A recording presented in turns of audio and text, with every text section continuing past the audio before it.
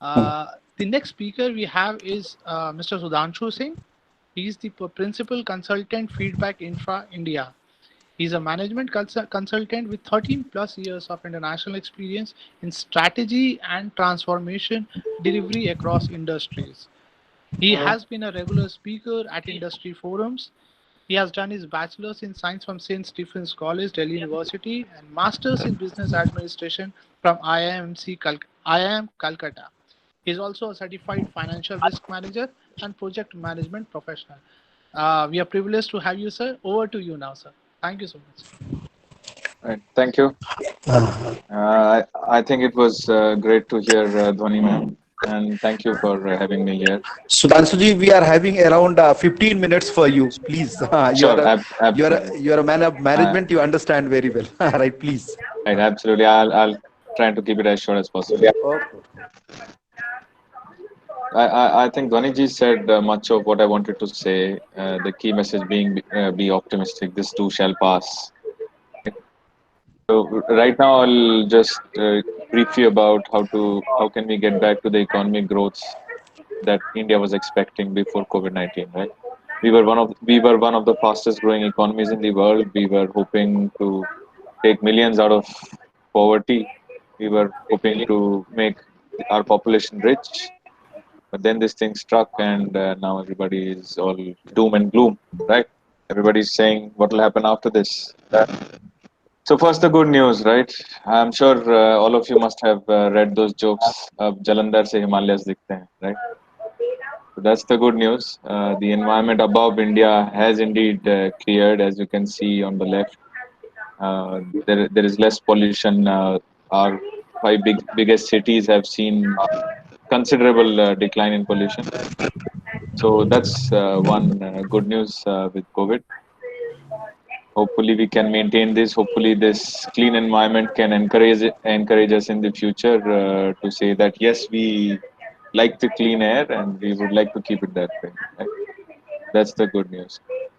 Uh, most other news are more or less bad. So when you estimate, it is estimated about 40 crore the people who are just above the poverty line or people who just make their ends meet may slip back into poverty. That is a very large number. We may have job losses of over 4 crores because if you know, then 70% plus of our population is engaged in the informal sector. Right? They don't have white collar jobs like many of us here. And obviously the growth estimates have been reduced where we were expected earlier around 5 to 6%. Now it has gone to 3 or even below 3%. IMF says we'll grow about 1 to 2%. Right? So the share market has gone down. And economically, if you look at it, then three major things have happened. One is demand has gone down. Markets band hain, sab log dare hue hain, nobody wants to buy anything, right? So that's one big change. The other big change is liquidity, right? So people have stopped making payments to each other, companies to other companies, companies to employees, employees to other people. So cash is stuck everywhere. So there's not enough liquidity in the market, right? People are finding it challenging to pay their loans, right? Pay their rents, pay their bills. So that's another problem. And the bigger problem for the future, at least, is the sentiment, right? Because we have this fear and paranoia pervading everywhere. People are afraid to go out and spend, or people are afraid to go out and invest into new projects and so that the economy can grow. So that is one of the bigger challenges in the future, and that is what we have to overcome. If you break this impact down, then I think it is pretty obvious to us कि airlines हैं, hotels हैं, auto industry है, they are even more impacted than other industries, right? So, for example, we have a very large auto industry, and they have had zero sales in April. Zero. Not one car has been sold in April. That is the impact that we have had. Similarly, on other sectors within the economy, we have had challenges. I focus on the power sector in India, and I know that since March 2020, we have had a decline of about 30% in consumption. Which and the power distribution companies, the companies that supply electricity to you, they are looking at about 1 lakh crores plus of arrears that they need to pay the generation companies that generate electricity, and they don't really have money to pay, right? So it's a big challenge everywhere. And most experts estimate that the likely recovery is going to happen in Q3, which is September or December onwards, basically. तब उससे पहले हालात सुधरने में थोड़ा time लगेगा, तब से पहले थोड़ा मुश्किल है. So what can we do? We know it's all gloom and doom. सब लोग कह रहे हैं ये हो गया वो हो गया, इकोनॉमी खत्म हो गई, जॉब्स पे खतरा है. 90% people say कि उनके जॉब्स को रिस्क है. I personally know people who have either lost their jobs or who have gone on leave without pay. Uh, people who were, let us say, working in the biggest startups, and people who were looking towards bright futures, right? Young couples or couples with kids, they are now uncertain about their future, right? So with all this doom and gloom, what can we do to improve a lot, the lot of these people, right? So I think there are two key things that we can do. One is to boost demand. This, and I will try and talk only about what can we do structurally from the government side, not as individuals or as industries. I think Dhwani Madam had talked about much of it, so I'll not repeat it. So first key thing is to boost demand, to assure people that yes, सब कुछ ठीक है, सब चल रहा है. You should go about doing your business as you were doing earlier, right? And within boosting this demand, we need to take care of the poorest of poor among us. I think they are heading towards destitution. They are heading towards crisis. We should all be aware of their situation, and hopefully where we can provide, where we have bank accounts and Aadhaar cards, etc., we can provide direct benefit transfer, basically money in the bank accounts of these poor people. We can also provide to one level above them, we can also provide income support, where we can add to the incomes that they already are making. That is very important to boost demand as well as to support these people. uh, this has partially been done by the government. The tick or the check marks on the left hand side, one check mark means that it has been partially taken care of by the government.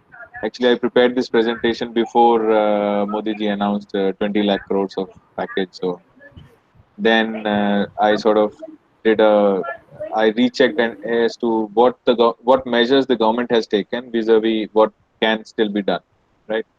So one check mark means it has partially been taken care of. They are saying they will provide food, they will provide ration and everything else to the poor. I think the poor also need cash.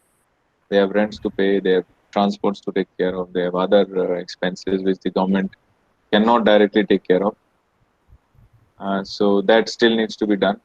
Now, what has not been done enough, and probably this will be announced later next week as part of the package, is that we need to revive the construction sector, the real estate sector, which is a large part of our economy. Right.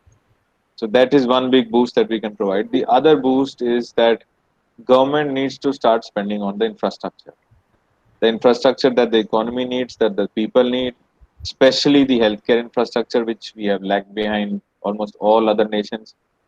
So I was having this conversation with friends, and they said there are about 50 odd countries in Africa, and we are behind 19 of them in health, in terms of healthcare. Right, and that's not a very good thing. We in fact we are behind in many healthcare parameters, behind our neighbors also, Bangladesh, Pakistan, Nepal, Bhutan, Sri Lanka. We are behind them as well. So we need to spend in our infrastructure, especially healthcare. We need to have more doctors. We need to have more hospitals. We need to have more testing facilities, and we need to provide these facilities to the last person, either the urban poor or to our villages as well. Right. So government needs to do more on the infrastructure side. Other measures which the government has already taken, they have provided liquidity to the market and banks. They have ensured payments happen to MSMEs. The loans happen to MSMEs and the small and medium enterprises, the smaller traders who might not be able to sustain this lockdown. Another thing that they can do is uh, now government is one of the largest buyers of goods and services in India, right?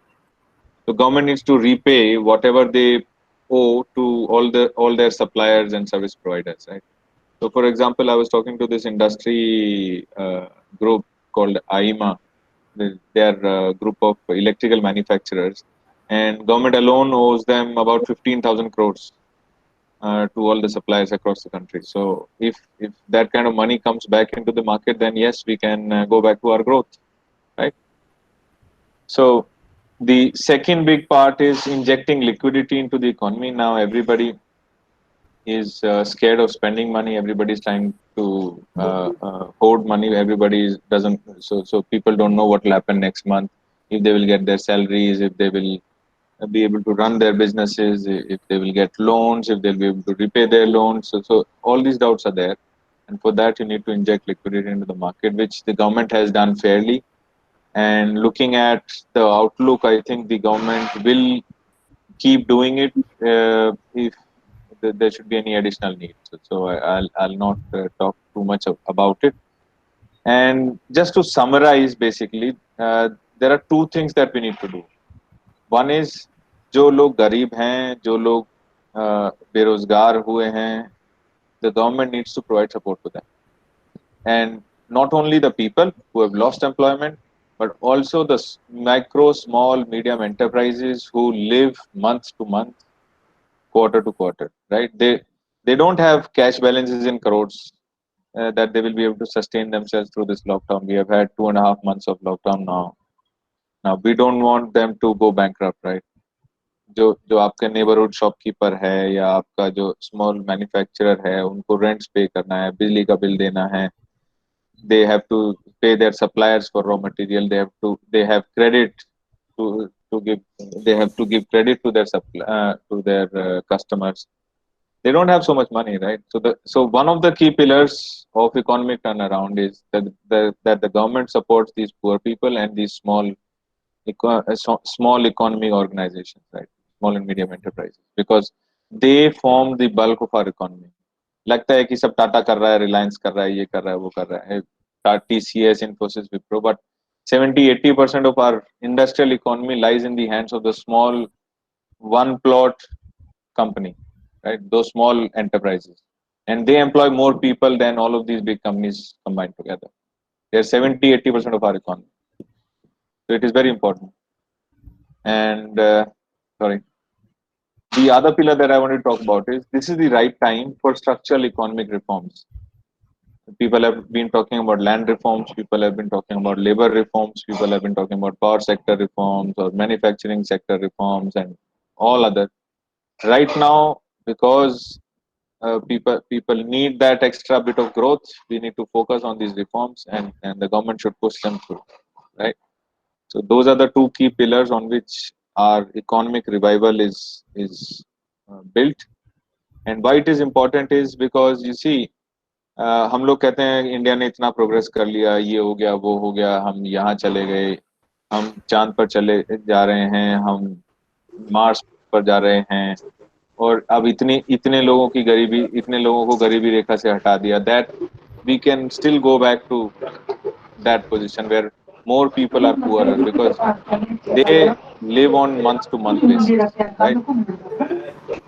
That's all from me. This was a short talk. All I wanted to say in summary is that every crisis is an opportunity. We should take this opportunity. We should all gel together. The Prime Minister has already talked about Swavlamban and Swadeshi. I think we should hear him, and we should keep safe, and we should be optimistic. Right? Thank you, everyone. Thank you, Sudhanshu, for a very nice talk and giving things in a very analytical way, giving the different aspects of the economics, liquidity. You talk about the, although you have taken the another aspect of the pollution, another aspect what is due to things are happening. And the very important thing, again, you talk about the same way about this Atmanirbhar Bharat. And the major thing, the very spectacular important thing, what you have talked about, that only not the major industries are playing role, even the smaller industry have more than 70 to 60% say in the whole economy. So I think the you as a you man of management, you have given very important talk and especially elaborating the each and every aspects of this economic reform which needs to be done in this country.